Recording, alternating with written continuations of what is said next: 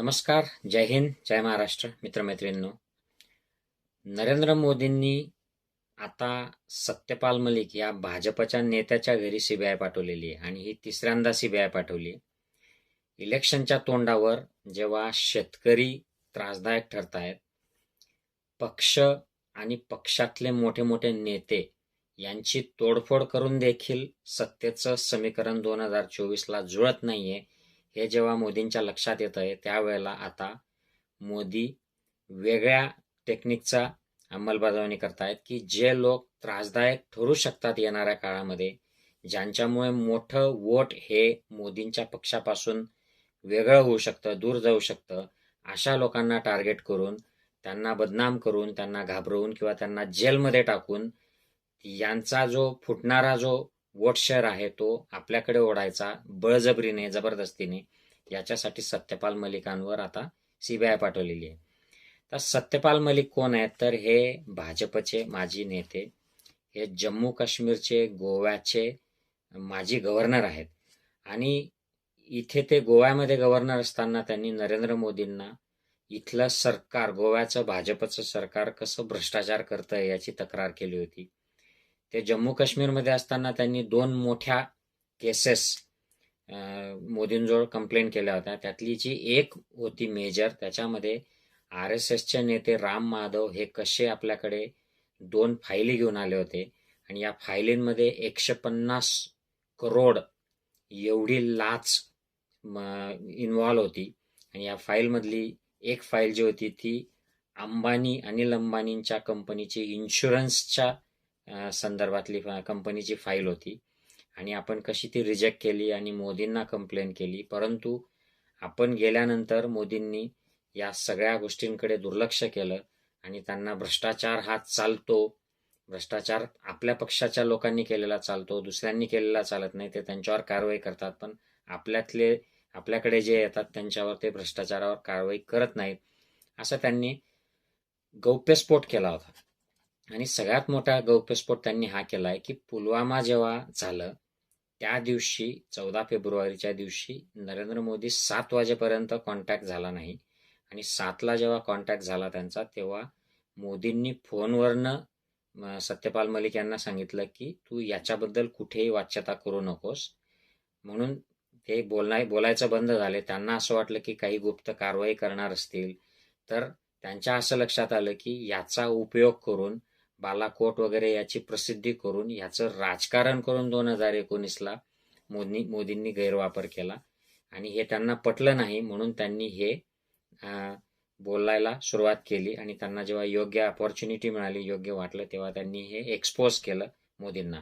आता शेतकरी आंदोलन सुरू आहे आणि तिथे जाट लोकांचा जो मेजॉरिटी असलेला पक्ष जो आहे जयंत चौधरींचा, हा आता इंडिया गठबंधन पासून वेगळा झालेला आहे आणि ते NDAला, मोदींच्या पॅनलला जॉईन होणार आहेत. परंतु ते व्हायच्या आतच इकडे शेतकऱ्यांनी मोठं आंदोलन सुरू केलंय आणि याच्यामध्ये शीख, जाट आणि जिथे जयंत चौधरींची पार्टी आहे, जी उत्तर प्रदेशचा पश्चिमी भाग, हरियाणा, राजस्थान, पंजाब या एरियामध्ये मोठ्या संख्येने जाट आणि शीख लोक असतात आणि सत्यपाल मलिक हे जाट आहेत आणि त्यांनी जाहीर केलेलं आहे की मी भाजपला हरवण्यासाठी, मोदींना हरवण्यासाठी या परिसरामध्ये प्रचार करणार आहे, मी मदत करणार आहे. म्हणून आता अशा ऑकवर्ड सिच्युएशनमध्ये सत्यपाल मलिकांना जर त्रास दिला, त्यांना टार्गेट केलं, तर ते घाबरतील, त्यांची बदनामी होईल आणि त्यांना जेलमध्ये जर टाकून दिलं तर हे आपल्याला तिथे विरोध करू शकणार नाहीत आणि मग यांची बदनामी झाल्यामुळे लोक यांचं ऐकणार नाहीत. अशा कुठल्या तरी दुर्बुद्धीतून नरेंद्र मोदींनी हे कृत्य केलेलं आहे.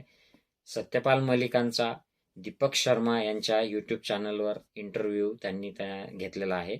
त्याच्यातली जी क्लिप आहे महत्वाची 5-7 मिनिटाची, ती ऐका आणि मग तुम्ही ठरवा की आपल्या देशाचा प्राईम मिनिस्टर एक भ्रष्टाचाराची कंप्लेंट करणाऱ्या विरोधात, एक जे षड्यंत्र झालं पुलवामा, बालाकोट याच्या संदर्भात सत्य सांगणाऱ्या एका व्यक्तीच्या विरोधात आणि केवळ आपल्याला राजकीय विरोध करतो आहे याच्या विरोधात, आपल्याच पक्षाच्या नेत्याच्या विरोधात किती खालच्या पातळीवर जाऊ शकतो एक प्रधानमंत्री, याचं उदाहरण तुमच्या लक्षात येईल. तर ही क्लिप ऐका, मग मी तुमच्याशी बोलतो. एक पब्लिक मीटिंग थी, उसमें मैंने जिक्र किया कि 2 प्रोजेक्ट्स मेरे सामने लाए गए थे गवर्नर बनते ही, जिनमें 150 करोड़ रुपए की रिश्वत की मैंने बात सुनी थी। दोनों मैंने कैंसिल कर दिए थे। इतनी बात थी सिर्फ। लेकिन मैं जाके एहतियातन पीएम को बता दिया था, क्योंकि उसमें इन्हीं के दोस्त थे सब, अंबानी था, कौन-कौन थे। उसमें उनकी तो कोई जांच नहीं हुई। राम माधव थे, उसकी भी नहीं। मेरे यहाँ सीबीआई भेज रहे हो आप। तो जो व्हिसिल ब्लोअर है उसके यहाँ तो कभी कोई जांच होती नहीं। जांच उनकी होती है जिनके लिए व्हिसिल ब्लो की गई। तो ये है टोटल चीज। आपका मलिक साहब ये कहना है, आपका ये कहना है कि ये जो बिजली का ठेका था, हाइड्रो इलेक्ट्रिसिटी पावर का, ये आपने इसमें मना कर दिया था, आपने मोदी जी को बताया भी था, आपने वहां चीफ सेक्रेटरी को भी बताया होगा। आपका जब तबादला हो गया, आप जब गोवा के गवर्नर बन गए, उसके बाद इन्होंने ये कॉन्ट्रैक्ट अलॉट किया। जी बिल्कुल करेक्ट। मेरे वहां से आने के बाद किया। 2 प्रकरण आपने कहा, एक आपने बीमा कंपनी थी, हाँ, वो वो अनिल तो अंबानी की थी, जिसकी उसका तो चूंकि 2 अनिल मामले अंबानी थे, थे। जी, 300 वो भी करोड़ मैंने रुपए कैंसिल, का। हाँ, वो भी कैंसिल किया था मैंने। जी, आपने कैंसिल किया था। तो आपने मोदी जी से जब आप मिले और आपने मतलब कहाँ पर आपकी मुलाकात हुई? क्या फ़ोन पर बात हुई या आपने टाइम नहीं, लिया मैं मोदी जी से? दीपक जी, मैं टाइम लेके मिलने गया, क्योंकि तब तक तो मैं गवर्नर था। और मैंने उन्हें जाके बताया कि साहब ये ऐसे-ऐसे अंबानी का एक मामला था, वो मैंने कैंसिल कर दिया है और वो गलत था, इल्लीगल था, फ्रॉड था। और आपकी दिलचस्पी हो तो मुझे हटा दीजिए, मैं नहीं करूँगा उसको। तो उन्होंने कहा नहीं, नो कॉम्प्रोमाइज़ इन करप्शन। इतनी पर मैंने उनके जानकारी में ला दिया था ये, लेकिन फिर उस पे कोई कार्रवाई नहीं हुई। अब आपके खिलाफ साजिश क्या हो गई? मतलब आज जो सीबीआई के छापे पड़े, तो ये इसके पीछे आपको क्या शक है? क्या लगता है आपको? इसके पीछे यही है कि ये ईमानदार हैं और हम बेकार हैं। भ्रष्ट तो ये हमें साबित कर नहीं सकते किसी भी तरह। लेकिन ये एक पब्लिक परसेप्शन है, हो जाए और इनके छापा पड़ गया, ये हो गया, वो हो गया, that's all. It's nothing more than that. जी। इसमें मलिक साहब, आपको लगता है कि क्या कॉर्पोरेट लॉबी वो भी आपसे बदला लेना चाहती थी? क्योंकि राम माधव जो आरएसएस के नेता हैं, वो आपसे बहुत नाराज थे, अनिल अंबानी बहुत नाराज थे, आपने अनिल अंबानी का नाम ले लिया। राम सब नाराज थे। राम माधव ने कहा था कि मैं इनको नोटिस भेजूंगा, नोटिस भी नहीं भेजा उसने मुझे आज तक। जी। बेसिकली तो सीबीआई प्रधानमंत्री नाराज है। प्रधानमंत्री आपसे क्यों नाराज हैं? आप भाई, प्रधानमंत्री तो करप्शन के सारे मामले इस वक्त लोगों को जेल भेज रहे हैं, सबको जेल भेज रहे हैं, हर आदमी, हर नेता के पीछे उन्होंने ईडी सीबीआई लगा रखी है। वो पिक एंड चूज है। मैंने तो उन्हें 10 केस बताए थे करप्शन के, किसी में भी उन्होंने एक्शन नहीं लिया। उनको करप्शन से ज्यादा दिक्कत नहीं है, पर मेरे वाले का करप्शन होना चाहिए, दूसरे किसी का ना हो जाए। जी।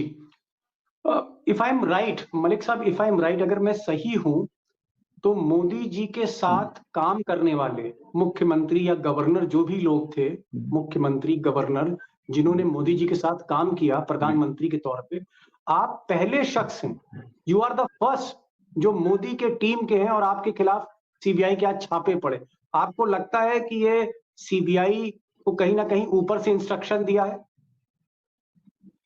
वो तो सीबीआई के जो अफसर जाते हैं वही बता देते हैं कि हमारी मजबूरी है, हमको ऊपर से आदेश है। मेरे किसी घर में सुई भी नहीं मिली, कागज वागज उठा लें, मेरे तो कंप्यूटर भी नहीं है घर पे। They feel very sorry, very sad, और कहते हैं सब ऊपर से आदेश है, क्या करें।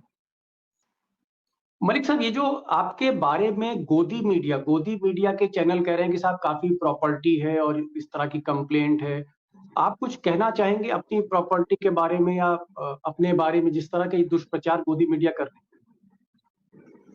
देखिए, मेरे पास कोई डिस्प्रोपोर्शनेट प्रॉपर्टी नहीं है, बल्कि सही कहिए तो प्रॉपर्टी नहीं है। लेकिन अगर है तो एक्शन करो, तुम क्यों नहीं कर रहे हो? I challenge them.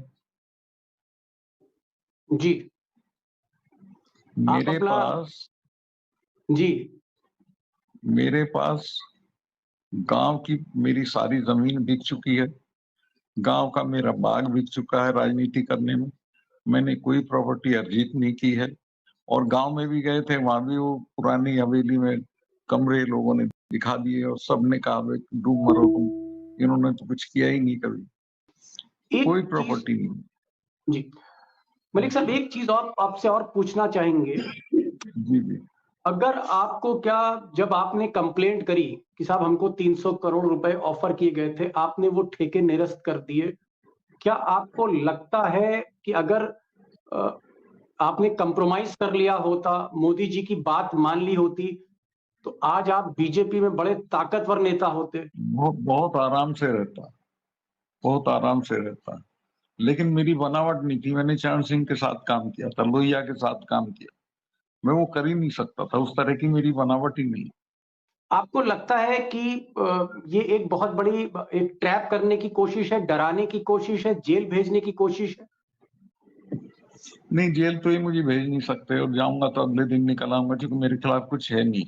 ये कुछ नहीं, मेलाइन करने की कोशिश, मेलाइन करने की कोशिश। कंफ्यूजन। जी, मेलाइन कर कुछ नहीं है। आपको क्या लगता है ये जो पूरा एक्शन आप पर हुआ, पूरा एक्शन जो आप पर हुआ, आप इसके पीछे आप क्या तस्वीर देख रहे हैं? ये कैसे हुआ, किसने कराया, किसने कंप्लेंट करी, किसने गवाही दी होगी, उनको क्या प्रेशराइज किया होगा जिन अधिकारियों ने कहा कि साहब वो मलिक साहब ऑर्डर करके चले गए थे, जबकि आप कह रहे हैं कि आपने कोई ऑर्डर नहीं किया, आप तो गोवा के कोई ऑर्डर गवर्नर हो गए। नहीं। जी, आपको क्या लगता है? ये प्राइम मिनिस्टर सीधे इन्वॉल्व हैं, उन्हीं के, उनके कहने के अलावा नहीं हो सकता है। वो जो अफसर आते भी हैं मेरे यहाँ रेड करने, वो बता जाते हैं जी ऊपर से प्रेशर है। तर मित्रांनो, तुम्ही हे ऐकलं आणि लक्षात घ्या, हे आता जास्तीत जास्त शेअर करा, लोकांना कळू द्या, भाजप समर्थकांना कळू द्या, मोदी समर्थकांना कळू द्या, RSSच्या लोकांना कळू द्या की तुम्ही हे काय करता आहात, हे कशा प्रकारचा, कोणत्या हैवानी वृत्तीचा हा नेता तुम्ही लोकशाहीमध्ये सर्वोच्च खुर्चीवर बसून दिलेला आहे. तो लोकशाही मानत नाही, सत्तेसाठी अक्षरशः सत्ता पिपासू झालेला, सत्तेसाठी कुठल्याही पातळीवर झालेला हा नेता, आणि त्याने त्या यंत्रणांचा कसा गैरवापर सुरू केलेला आहे, केलेला पक्ष फोडण्यासाठी, लोकांना बदनाम करण्यासाठी, अनेक निष्पाप नेत्यांना, अधिकाऱ्यांना जेलमध्ये, कार्यकर्त्यांना जेलमध्ये डांबण्यासाठी यांचा उपयोग केला जातोय. असा हा अनैतिक, असंवैधानिक काम करणारा, लोकशाही न मानणारा, हुकुमशाही मानणारा असा फॅसिस्ट नेता आहे, आणि याला हरवणं 2024ला आपली जबाबदारी आहे. जय हिंद.